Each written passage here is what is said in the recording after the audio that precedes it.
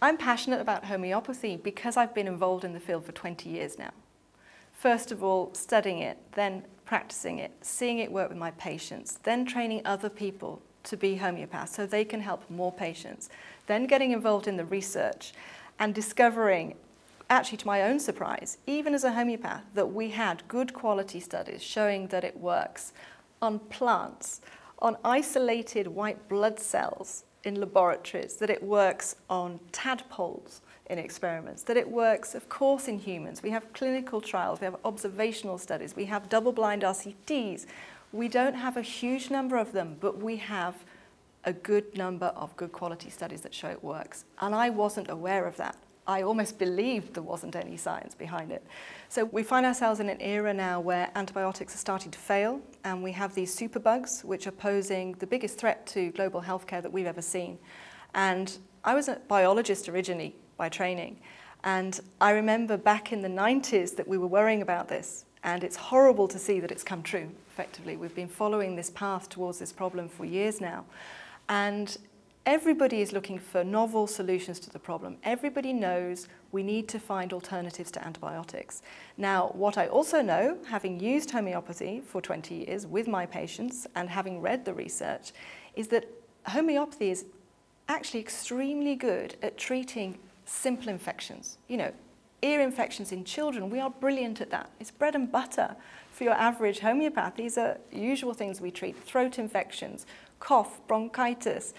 So if people could be open-minded enough just to step back and look at the data we have on homeopathy right now, and I mean scientists who make these kind of decisions on a daily basis, take a look at the data, realize that this really is a viable option to use instead of antibiotics for simple infections, routine GP practice prescriptions.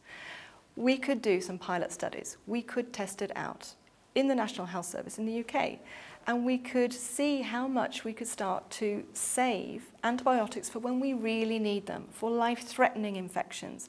And just that shift from saying, let's use the homeopathy for the simple stuff, for the easy stuff, and let's keep the antibiotics for when somebody really is in danger for their life. That could change the future. What I've found really interesting is if you just look at the use of homeopathy in routine practice. So we're talking about GPs who use homeopathy alongside conventional medicine whenever they feel it's appropriate. Some studies have been done on this. One was conducted by Claudia Witt in Germany in 2005. And I found it interesting because she did it because a health insurance company wanted to know whether they should still fund or cover homeopathic treatment or not. So they asked her to do some research. She took 500 patients being seen by GPs, and they were either given just conventional medicine or the other group was given conventional medicine and homeopathy when necessary. And what they found was that the group that was given homeopathy got better clinical outcomes for similar cost. So for an insurance company, that was job done, and they decided to continue refunding homeopathic treatment. So I love those kind of studies because they're giving us the information we really want, patients want, decision makers want. You know, it's real world. This is not, you know, a strange trial where you control every aspect of it. This is real patients, real GPs, just using it in day-to-day practice. And when you study homeopathy in that way, you see what it can achieve. There was a similar large-scale study done in France where they looked at GPs who are trained in homeopathy. And what they found is that those GPs using homeopathy alongside conventional medicine, their patients used far fewer conventional medications than other patients.